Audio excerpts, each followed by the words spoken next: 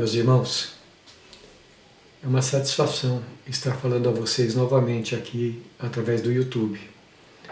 Hoje eu gostaria de basear a nossa meditação na história que é contada para nós em Gênesis capítulo 16. Eu quero começar lendo apenas o versículo de número 13. Então eu peço que, se você puder, por favor, mantenha a sua Bíblia aberta neste capítulo, está bem? Gênesis capítulo 16, versículo de número 13 diz assim: Então ela invocou o nome do Senhor que lhe falava. Tu és o Deus que vê, pois disse ela, não olhei eu neste lugar para aquele que me vê? A Bíblia é a palavra de Deus. E por ser a palavra de Deus, tudo quanto ela conta para nós é a mais clara realidade. Então uma das suas virtudes é que, por exemplo, ela mostra para nós os seus personagens como eles realmente são. Ela nos apresenta os nossos heróis da fé com as suas virtudes espirituais, a maneira sincera como eles viveram e serviram a Deus neste mundo, mas também mostra as suas fraquezas, os seus pecados. Isto para nós é muito importante, primeiramente por conta disso mesmo, porque mostra que naquilo que ela está dizendo para nós, nós podemos confiar. Ela não esconde nada.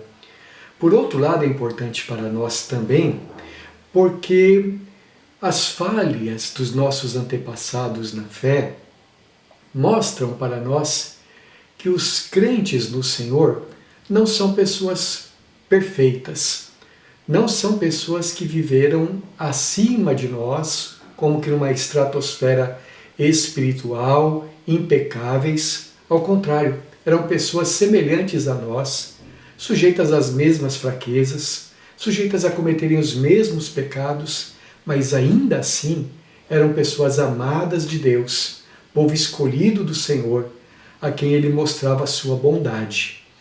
Dessa forma, aqui em Gênesis capítulo 16, nós lemos a respeito de um momento triste, de um tempo triste na vida de Abraão e sua família. Abraão, o nosso pai na fé, como diz o Novo Testamento. Abraão, cujas boas obras nós devemos imitar, como nos ensinou o Senhor Jesus. Mas aqui nos conta que Abraão cometeu vários pecados. E um desses pecados foi que, em certa época, Abraão agiu como se ele não cresce nas promessas de Deus. Abraão estava com cerca de 85 anos de idade, e sua esposa com cerca de 75. Cerca de 10 anos antes, Deus havia se manifestado a Abraão. O servo de Deus, então, tinha um grande desejo no seu coração, o desejo de ser pai, coisa que nunca havia acontecido. Então Deus se manifestou a Abraão quando ele tinha cerca de 75 anos de idade e disse que ele seria pai de uma grande multidão, que a sua descendência seria tão numerosa quanto as estrelas do céu, se Abraão pudesse contá-las, tão grande quanto os grãos de areia do mar, se Abraão pudesse contá-los. Assim seria a sua descendência. E através desta descendência seriam abençoados todos os povos do mundo. Quando nós lemos o Novo Testamento, nós entendemos, quando vemos o quadro todo, que esta descendência que traria ao mundo alguém que abençoaria todos os povos do mundo, entendemos que desde ali Deus estava falando a respeito de Jesus Cristo, o nosso Salvador. Pois bem, então Deus havia prometido isso a Abraão, ele confiou na promessa de Deus e foi tocando a vida, aguardando que a promessa se cumprisse. Mas 10 anos já haviam passado, Abraão estava cada vez mais idoso, sua esposa também, e então sua esposa, preocupada com isto, ela resolveu colocar em ação um expediente muito comum no mundo daquela época. E ela então deu uma sugestão para Abraão. ela disse: olha, eu tenho aqui a minha serva Agar, você pode tomá-la como concubina sua, e assim os filhos que ela te der serão meus filhos. Abraão consentiu com a sugestão de Sara, aceitou o que ela falou e recebeu Agar como sua concubina. Eu não preciso comentar muito a respeito disto, porque você que conhece a Bíblia sabe que a atitude de Abraão e Sara foram completamente erradas. Como mais tarde o apóstolo Paulo disse, o filho que Agar deu para Abraão como resultado foi um filho nascido da incredulidade, foi da falta de fé, de uma atitude carnal que os nossos pais lá do passado tiveram e não poderiam ter feito isto. No entanto, foi o que eles fizeram. E Agar, então, ficou gestante, deu à luz um filho, e a história aqui de Gênesis capítulo 16 diz que, porque ela se sentiu orgulhosa com isto, enquanto que sua senhora não dava filhos ao seu amo, Agar provocou ciúmes em Sara. E Sara, então enfurecida, pediu que Abraão tomasse uma atitude. E Abraão mais uma vez pecou. Ele disse para Sara: a escrava é tua, está nas tuas mãos, faça o que você bem entender. E Sara passou a humilhar tanto a pobre Agar, que Agar fugiu de casa, rumo à sua terra natal, que era o Egito. Pois bem, a história continua contando para nós que num determinado momento, Deus veio ao encontro de Agar ali no deserto. Quando ela estava já desfalecendo, o anjo do Senhor apareceu para ela e falou com ela. E perguntou: o que está acontecendo, Agar? Como se ele não soubesse. Mas então Agar contou a história para o anjo do Senhor. E o anjo do Senhor disse para ela: volta para os teus senhores. Humilhe-se, coloque-se na presença deles, porque esse menino que você está esperando, eu vou abençoar.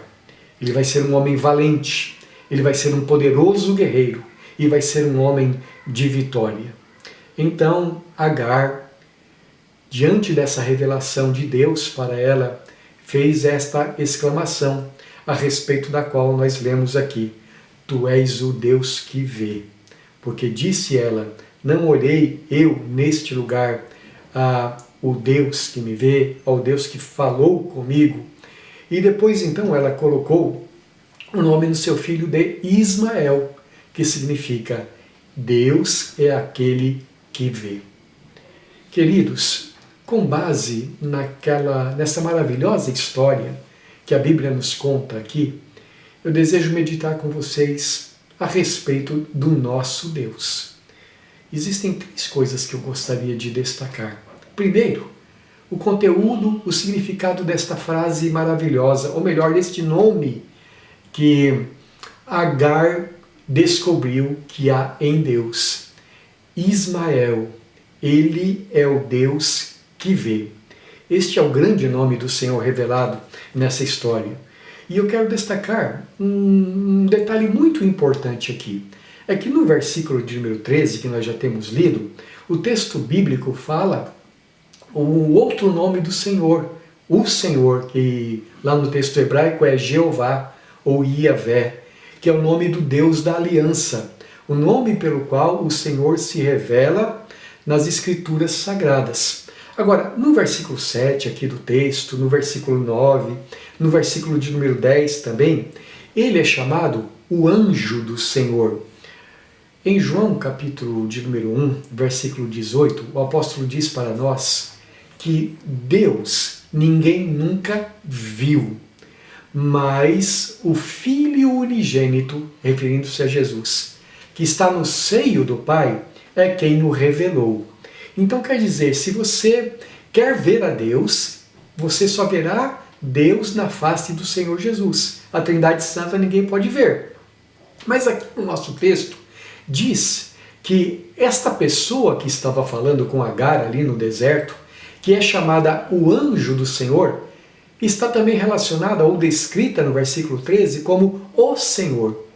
A partir disto, segundo eu entendo, quem se manifestou ali no deserto para Agar assim como também se manifestou para Moisés e depois para Isaías, porque Isaías diz que viu o Senhor. Eu entendo que cada vez que há uma manifestação do anjo do Senhor relacionada assim diretamente com Deus, é uma manifestação do próprio Senhor Jesus antes da sua encarnação. Era Jesus que estava falando ali com Agar. Agora, veja, o texto diz que o Senhor viu Agar ali no deserto, sozinha, aflita, cansada, sentindo-se humilhada, oprimida. Mas não é somente ali, é claro, que o Senhor estava vendo Agar. O Senhor via Agar, ou já estava vendo ela, desde os primeiros dias da sua vida. Quando ela foi concebida no ventre da mãe dela, certamente o Senhor já estava vendo.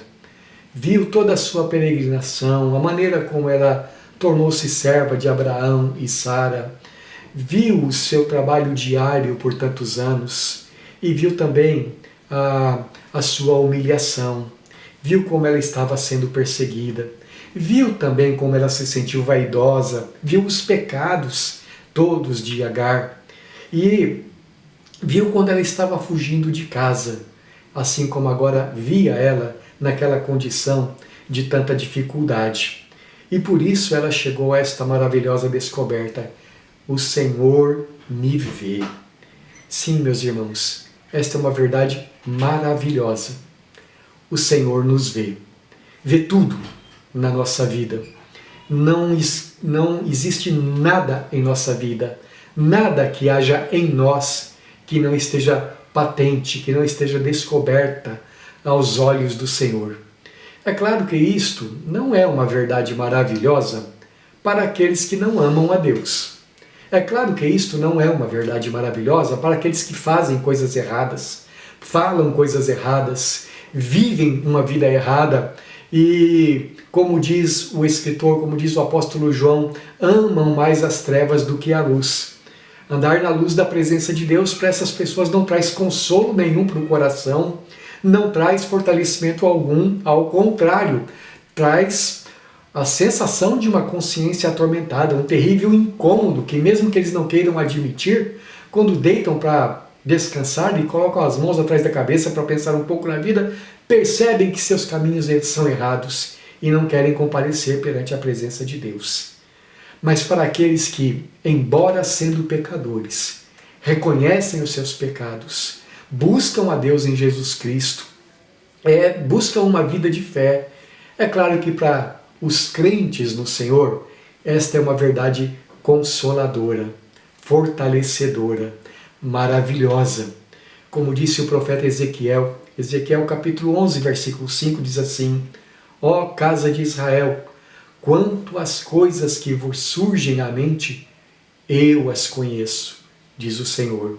Ou como Daniel testemunhou alegremente, Daniel capítulo 2, versículo 22, ele revela o profundo e o escondido, conhece o que está em trevas, e com ele mora a luz. Ou ainda como nós lemos nos Salmos, Salmo 139, versículos 1 a 4. Senhor, tu me sondas e me conheces. Sabes quando me assento e quando me levanto. E de longe penetras os meus pensamentos. Esquadrinhas o meu andar e o meu deitar, e conheces todos os meus caminhos. Ainda a palavra não me chegou à boca, e tu, Senhor, já a conheces toda. Que coisa admirável, meus irmãos. Vocês lembram da história do profeta Jonas? Quando ele estava lá no ventre do grande peixe, no mais profundo dos mares, e fez a sua oração, Deus estava lá com Jonas. Você se lembra da história de Elias, quando ele, escondido numa caverna, estava se sentindo sozinho, abandonado por todos? Deus estava ali com o profeta Elias.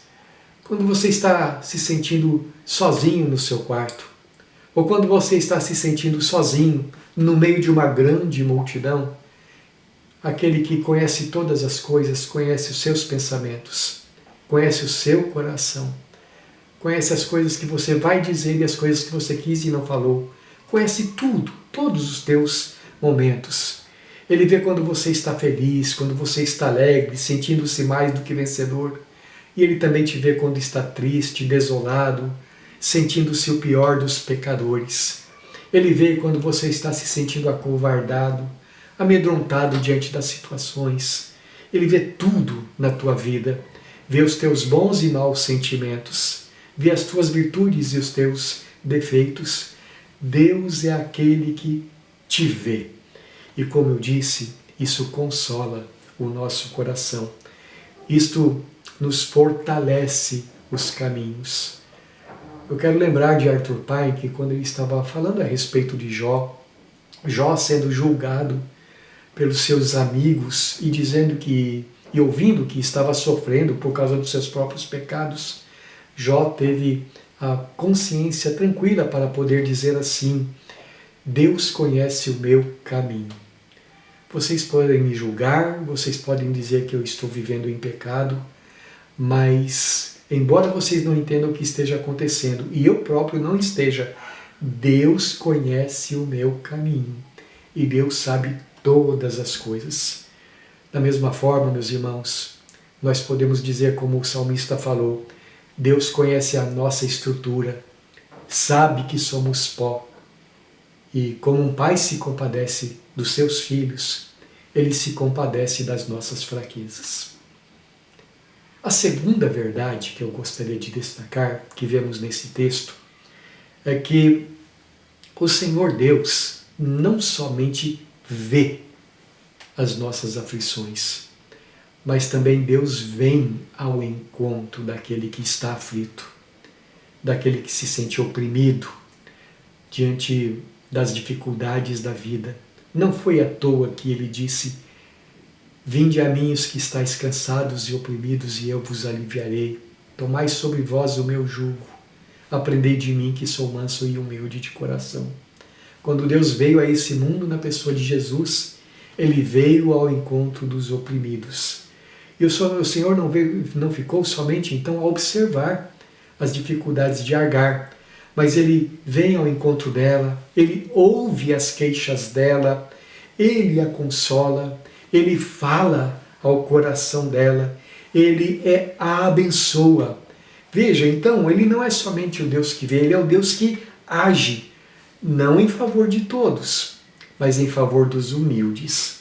É neste sentido, de que ela seja humilde, que o Senhor a orienta.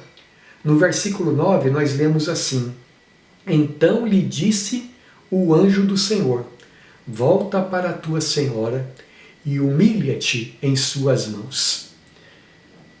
E Agar então segue a orientação de Deus. Agora eu confesso, meus irmãos, que em primeira mão, se eu encontrasse uma amiga nesta situação de Agar, eu não aconselharia que ela voltasse para a casa de seus senhores. Movido pela compaixão, eu diria mais ou menos assim para ela: olha, Agar, tudo que está acontecendo não é culpa sua. Não é culpa sua que você seja uma escrava. Não é culpa sua que você tenha sido humilhada. Ninguém merece isso, eu diria para Agar. Então foge, vai para a tua casa, a tua terra de nascença, esquece isso e vai ser feliz. Eu confesso que, pensando assim por cima, é o que diria para ela. Mas Deus é muito mais sábio do que eu, muito mais poderoso do que eu. E Deus, como diz Isaías capítulo 55, cujos pensamentos são muito mais altos do que os nossos, Ele dá um conselho diferente para ela. Ele diz: volta para a casa da tua senhora e humilha-te perante ela. Uma das razões que nós podemos confiar, pela qual Deus fala isso, é que cada situação na nossa vida é dada por Deus. Não existe nada na nossa vida que não esteja sob o controle do Senhor. Você se lembra, por exemplo, da história de José, que desde a sua adolescência foi odiado, traído, vendido pelos próprios irmãos, depois feito escravo no Egito, acusado falsamente de ter tentado ter relações imorais com a esposa de seu amo, foi colocado na prisão e ficou muitos anos ali. A maneira como depois Deus tirou ele daquela situação de humilhação e fez ele vice-regente do Egito, como José sofreu tanto durante tantos anos na vida dele, sofrendo traição e humilhação uma após a outra e sempre sendo tido como um homem de índole má, mas Deus o exaltou. E o texto bíblico conta para nós que em tudo o que acontecia, José nunca deixou de ver a mão de Deus por trás de todos os acontecimentos. Ou como diz o Novo Testamento para nós, por trás das mãos de Herodes, Pôncio Pilatos e todos aqueles judeus maus, juntamente com os gentios, que colocaram Jesus na cruz, por trás de tudo isto estava a mão e o plano soberano de Deus, pois Jesus morreria na cruz para levar sobre si o castigo dos nossos pecados. Tudo, todas as coisas estão nas mãos do Senhor. Ele as dirige, Ele as governa para o bem do seu povo escolhido. Então, o que estava acontecendo na vida de Agar estava sob o controle de Deus. E ele diz, volta, porque eu vou te abençoar. E a segunda razão, meus irmãos, é esta que eu já citei também anteriormente, é que Deus abençoa os humildes. Tiago diz assim, antes ele dá maior graça, pelo que diz, Deus resiste aos soberbos, mas dá graça aos humildes. Humilhai-vos na presença do Senhor, e Ele vos exaltará.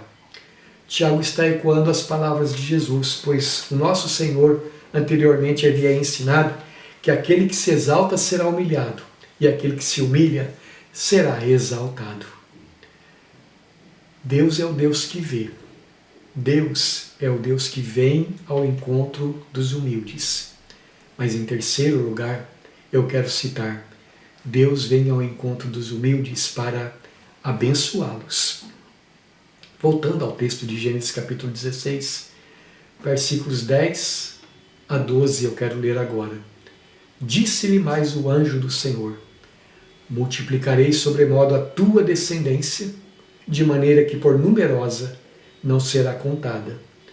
Disse-lhe ainda o anjo do Senhor, concebeste, e dará à luz um filho a quem chamarás Ismael, porque o Senhor te acudiu na tua aflição. Ele será entre os homens como um jumento selvagem, a sua mão será contra todos, e a mão de todos contra ele, e habitará fronteiro a todos os seus irmãos. Quer dizer, Ismael vai ser um guerreiro, vai estar sempre ali, pertinho do inimigo, mas sempre vai ser um homem capaz de resistir. Será um homem forte. A tua descendência, Agar, será também abençoada.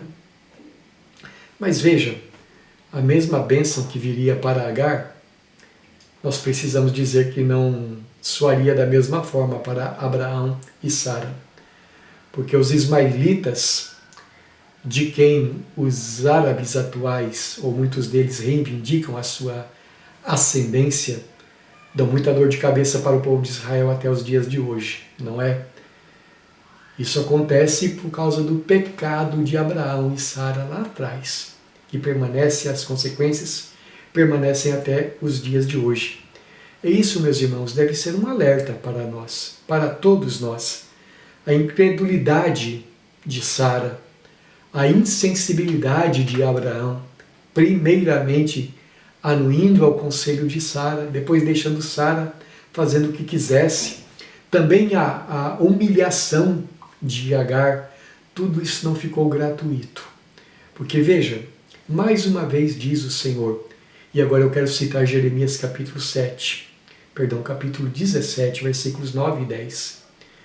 Enganoso é o coração, mais do que todas as coisas, e desesperadamente corrupto. Quem o conhecerá? Eu, o Senhor, esquadrinho o coração, eu provo os pensamentos, e isto para dar a cada um segundo o seu proceder, segundo o fruto das suas ações. Porque você sabe, as nossas ações são sempre o produto do nosso coração. E assim, então, ao mesmo tempo que foi bênção para Agar, isso não foi bênção para Abraão. e a sua descendência. Graças a Deus, porque entre os ismaelitas também tem muito povo escolhido do Senhor, não é? Vamos, meus amados, fazer algumas aplicações disto para a nossa vida. Deus vê, Deus vem ao nosso encontro, Deus abençoa aqueles que nele confiam, aqueles que se humilham na sua presença, aqueles que nele esperam. E isso é um deleite para nossas almas nestes tempos de aflição, nestes tempos difíceis em que estamos passando, e também, é claro, nos grandes momentos de alegria na nossa vida. É o Deus que nos cerca por trás e por diante, que nos segura por baixo e coloca sobre nós a sua mão, a sua protetora presença. Nele, como diz o apóstolo Paulo, nós nos movemos e existimos. E assim como um peixinho é feliz dentro d'água, assim também nós somos felizes em nossa experiência, em nosso viver na presença de Deus. É uma verdade que nos consola e nos renova interiormente. E é uma verdade que nos mostra que há uma recompensa se nós suportarmos as aflições com paciência e humildade. É uma história que nos mostra que seremos abençoados se tão somente nele confiarmos e obedecermos a ele, fazendo a sua vontade. Há uma recompensa para aqueles que perseveram na fé, resistindo às tentações.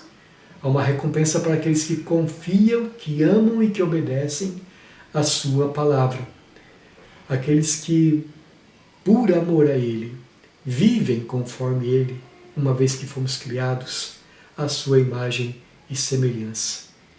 E há uma promessa aqui também, é uma verdade que também nos mostra que mesmo que sejamos falhos como Abraão e Sara, há perdão para os nossos pecados. Nós continuamos a ser povo de Deus e continuamos a ser amados dele, hoje e eternamente. Vamos orar. Pai Celestial, louvamos o teu nome, porque tu és maravilhoso, porque tu nos vês e não nos deixas sós nos caminhos desta vida. Mas o Senhor veio acima de tudo, na pessoa de Jesus quando ele se encarnou e quando ele deu a sua vida pelos nossos pecados ali na cruz. Veio a nós por teu Espírito Santo quando nos falou do Evangelho, nos deu o dom do arrependimento e da fé. Vem a nós diariamente quando lemos as Escrituras Sagradas. Vem a nós quando dirigimos a Ti as nossas orações. Vem constantemente e vem trazendo bênção. Ó Deus, louvado seja o Teu nome, por Cristo Jesus, nosso Salvador. Amém. Eu estou deixando na descrição deste vídeo um link para você ouvir uma boa música que trata desta doutrina maravilhosa, o fato de que estamos sempre na presença de Deus. Que a graça do Senhor Jesus, o amor de Deus nosso Pai, a comunhão do Espírito Santo seja com vocês, hoje e para sempre. Amém.